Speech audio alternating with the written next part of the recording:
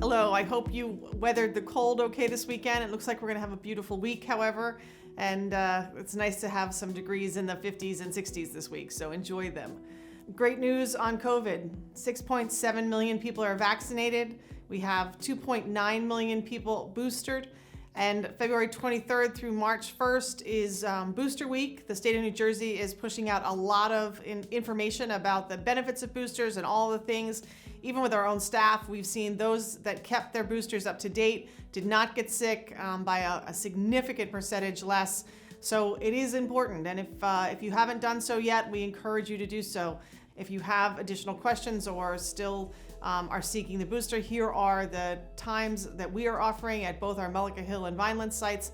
Big shout out to those teams. I know we are anxiously awaiting the ruling from the feds on kids under 5, but obviously we will let you know as soon as we know any additional information.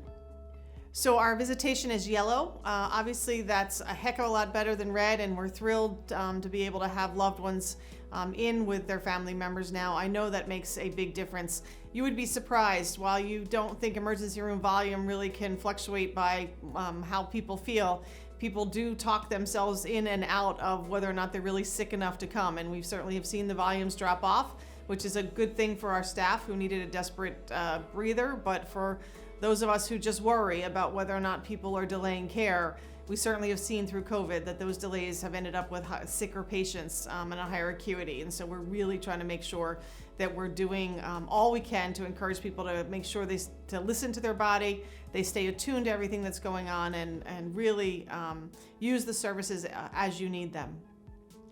I'm thrilled to tell you that the organization that oversees all of Medicare and Medicaid, and Medicare, again, you care for your elderly, Medicaid, you aid your poor. Those are both federal and state programs that are offered.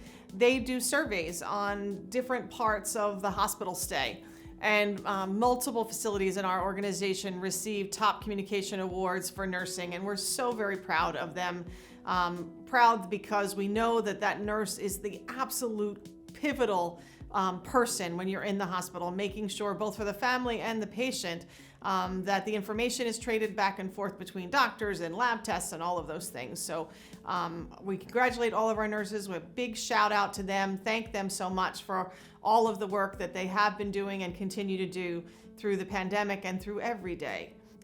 So one of the ways that communication continues to be important is the communication back to us. If you've been a patient at Inspira, you'll get a patient satisfaction survey.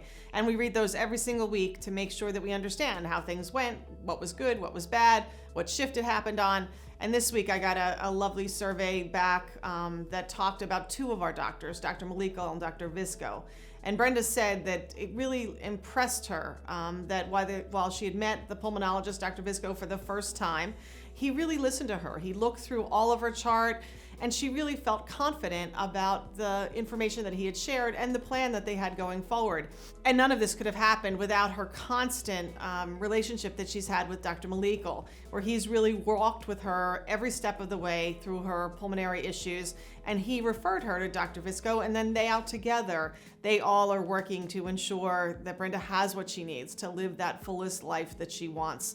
I really am grateful for all of the comments, good and bad, that have come through on the patient satisfaction survey, because we can learn from all of them. We can modify our behavior and change things based on your feedback, and we can also continue to do more of them.